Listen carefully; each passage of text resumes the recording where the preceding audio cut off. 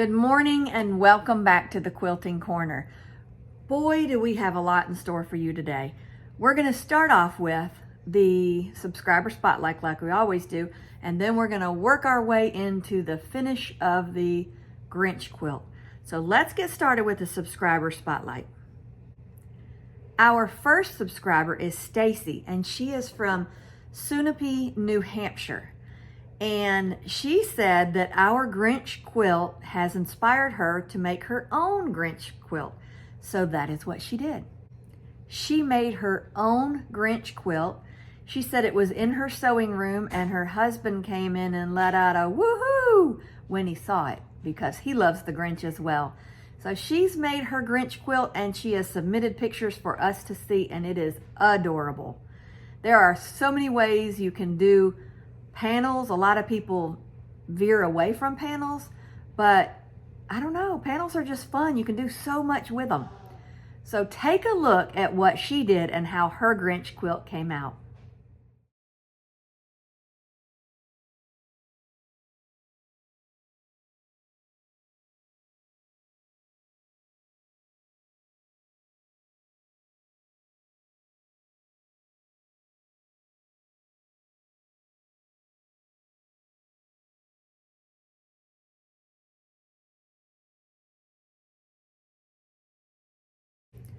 Wasn't that cute? She did such a good job. Our next subscriber is Linda Ivy. She had a lady at her work give her a quilt top. She said that the lady didn't have any family to give it to, and she knew that Miss Linda loved quilts. So she gave her this quilt so that she would be able to cherish it. It is a quilt top, and she plans to hand it down to her daughter one day and wants to hand quilt it. She said it was made, the lady that gave it to her, it was made for her father back in 1907 when he was little. It is 117 years old. It is going to be an heirloom passed down, I feel, for many generations to come. I love this quilt top. So take a look at this one.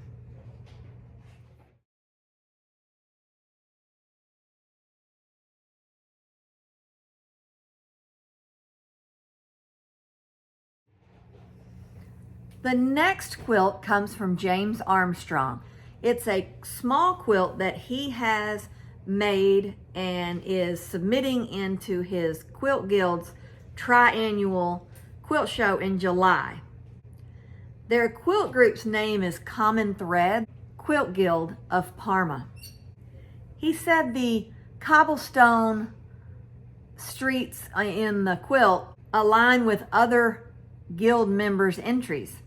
It's his own design, and he said his wife embroidered the flowers under the window, the man in the boat, and that it is comprised, the whole quilt is comprised of paper piecing, applique, embroidery, and quilting. So it covers all aspects. Take a look at what he has submitted and look at the detail. It is so pretty.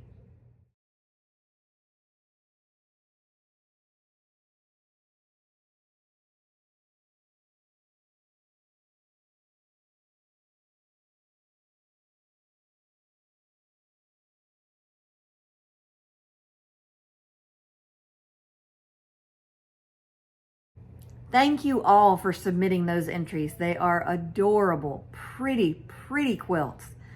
And I know a lot of people will enjoy them for years to come. So we appreciate you submitting them.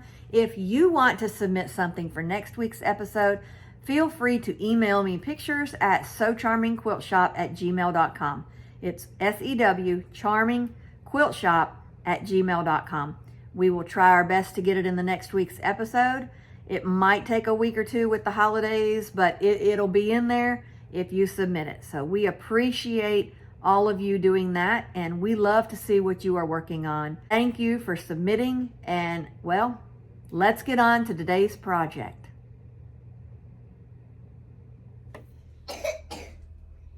We finished the Grinch quilt, but now it's time to quilt it. So we are putting it on the long arm, and this is what it's looking like. Looks good. And now we're going to start quilting it.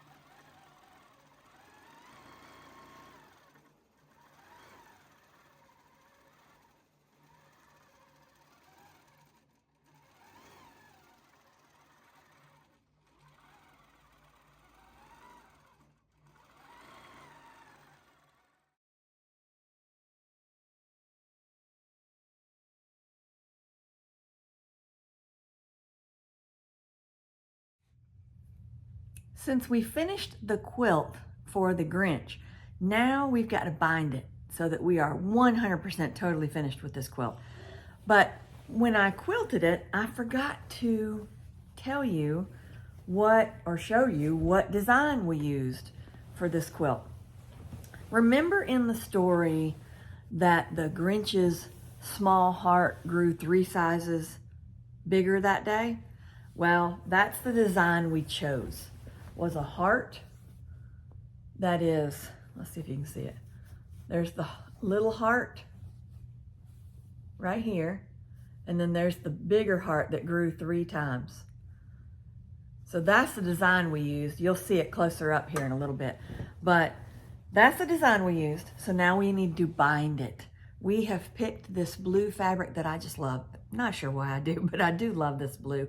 I didn't get as much blue in the front that I wanted because I didn't even think about it until late in the game. I'd already picked my fabrics for the other ones. And then when it got down to the last 3 squares, that's when I started using the blue. Well, the last square, I was going to try to incorporate a different blue into it, but it just didn't flow. The blue wasn't right, the pattern wasn't right. I couldn't find one that I did like, so I didn't put another blue in there. So I'm going to try to incorporate some blue into the binding. I just like the blue. I think it looks really good on this quilt. And since it's in the back, it'll flow to the front as well. So what we're going to do is we're going to start the binding of this quilt. You guys probably already know how to bind, but I'm going to show you how I bind and go from there. I have taken some strips and I've made mine 2.5 inches wide, and I'm just cutting off the end right here where the selvage is because I don't want any option of that little piece of selvage being in the binding. So I'm just cutting these off like that. Then I will piece my binding together and stitch it to the quilt. This is how I make my binding. I've got my 2.5 inch strips. I lay one out. I take another one. I open it up and I lay it out like that, right sides together like this. Then I'm going to stitch from here to here. So I'm just stitching corner to corner.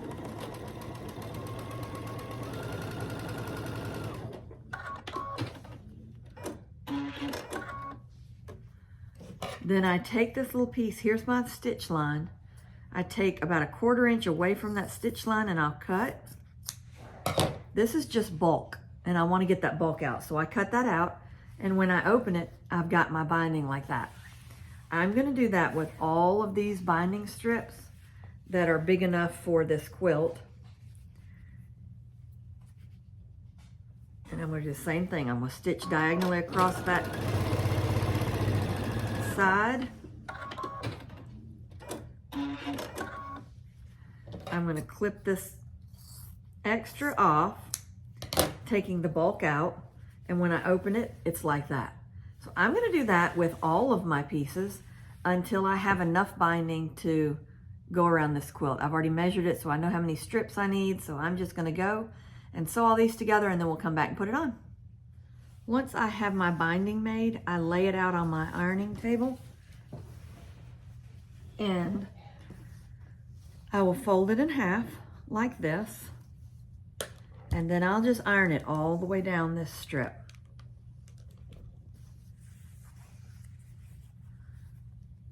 If I'm in a hurry, I don't iron it, but it is a little bit easier and better if you do iron it, so you don't have to fidget with it when you're putting it on the quilt. But I've done it both ways, depends on how fast I'm needing it done and such for as to which way I do it. But this is probably the better way, where you iron it all the way down.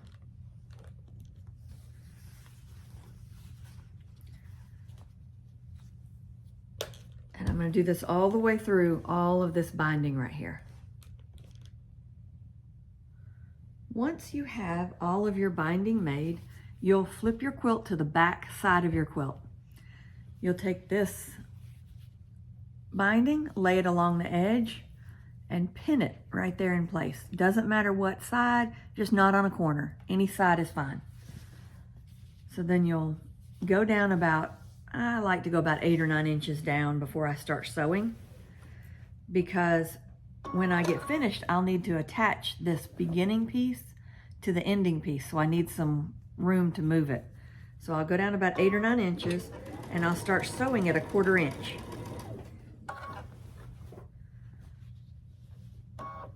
I'll do this all the way down the side till I get to the corner, and when I get down there, I'll show you what I do.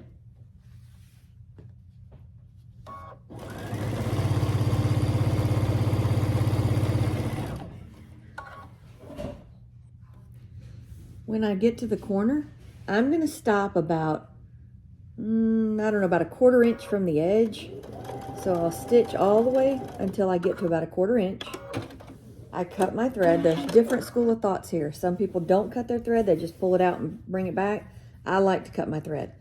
So I've got my binding going this way, but I need it to go this way. So what I'll do is I'll put my hand here. Make sure you can see this.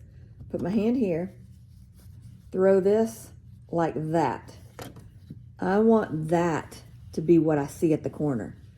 I want this edge along this edge, and I need a diagonal line going right there. So once I've got that crease in place, I put my hand on it. I flip this piece over my hand because I need it going this way. Then I take this hand and I hold that down, so that now it's in place. It's going the direction I need it to go. But I don't stitch this down because that's what allows me to flip it when I go to the other side and stitch it on the front.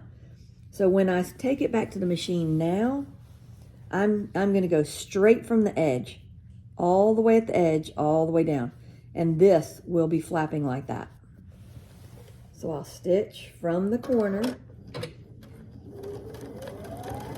still at a 1/4 inch. Move my quilt to the direction I'm going now, and stitch down this side at a 1/4 inch. I'll go all the way down this side until I get to the corner, and this is what your corner should look like. That will allow us to flip it when we get to the other side.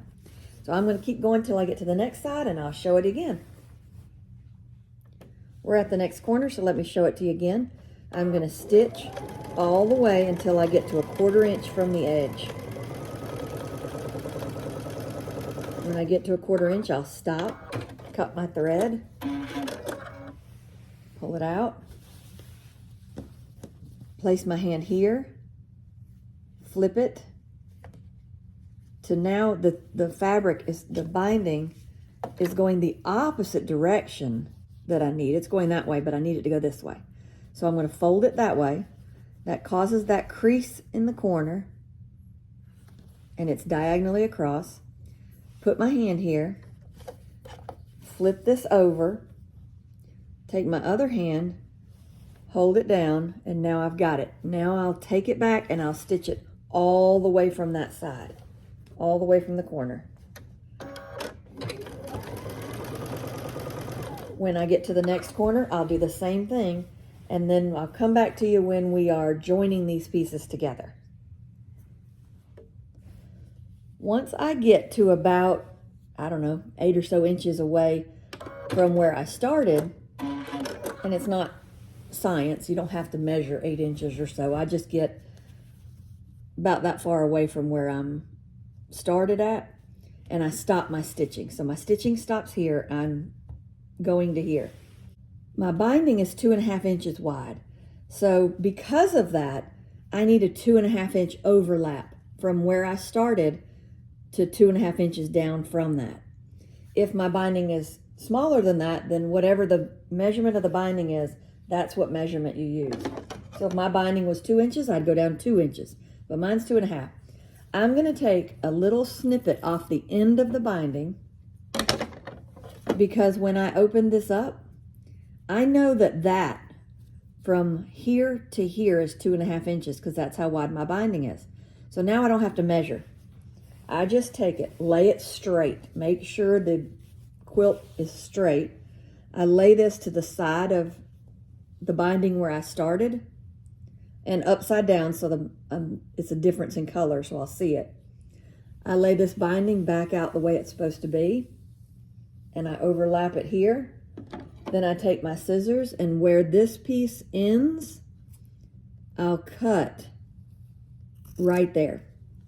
So now that tells me that from, and I can throw this away, that from here to here is 2.5 inches, and I didn't have to measure it. I take my pin out, then I take this and open it up, and this and open it up, and join it just like I did the other pieces of binding. I'm going to lay it at an angle like that, and I'm going to stitch from here to here. So I'll take it to the machine, line it up, and stitch diagonally across from corner to corner. And then I cut it 1/4 inch outside of that seam line that we just made. And now when I lay this out, this binding is going to match. I mean, it's going to fit perfectly. So I just go back to where I stopped sewing, go back about 1 inch, and start sewing it. And stitch this side down, again at 1/4 inch.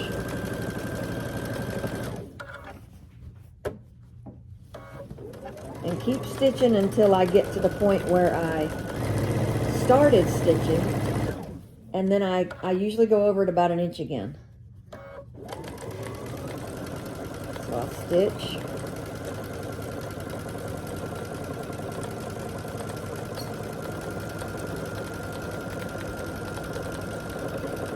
And I've overlapped that stitching about 1 inch. Cut my thread. And now we are ready to flip it to the front side. Now that we've got our binding on the back, we're going to flip it to the front. So you turn your quilt to the front side up, take your binding on the side and lay it out like that, and then flip it up. You don't want to pull it, because if you do, then on the back you'll have that tiny little piece, and on the front you'll have that. You want to even it out. So you'll just lay it flat like that and just roll it over. Then we'll take it to the machine, and we will stitch it.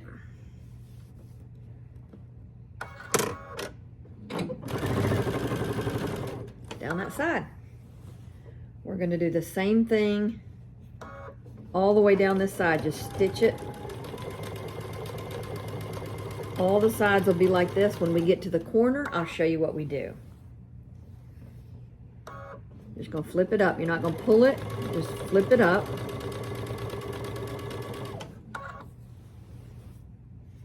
Keep it straight lined up.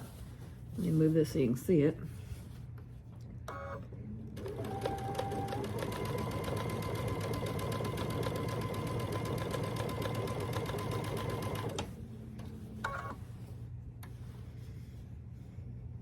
Flip it up.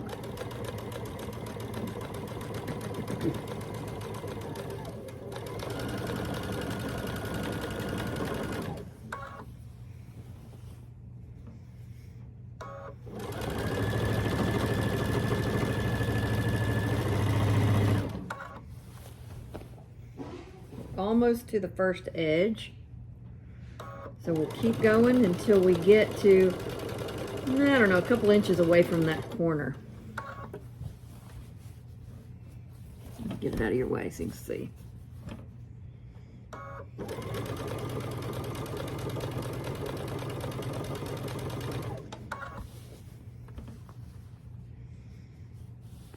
Okay, I'm going to cut my thread just to show you what I'm talking about, but you wouldn't cut your thread at this point.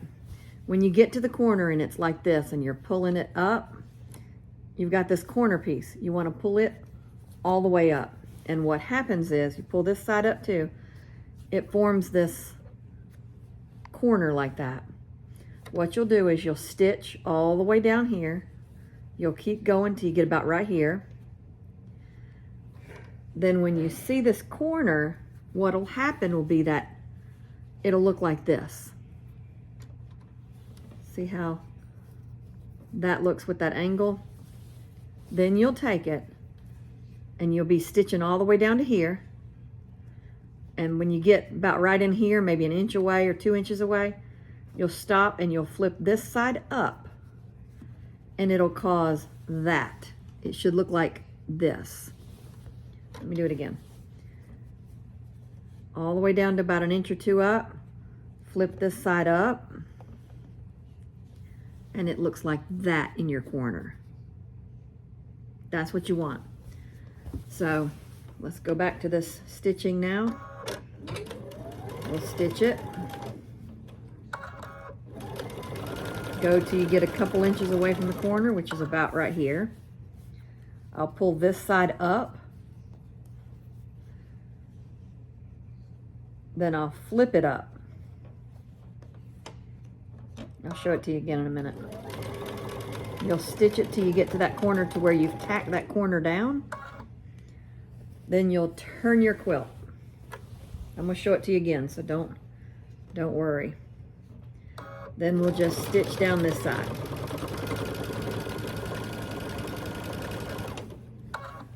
I'll stitch all the way down this side.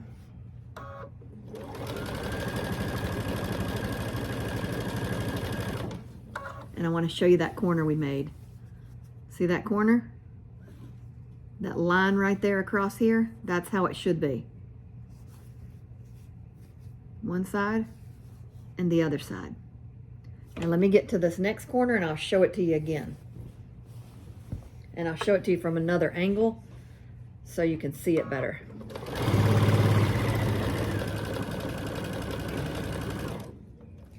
Okay, I'm at this next corner, so I'm going to stitch it.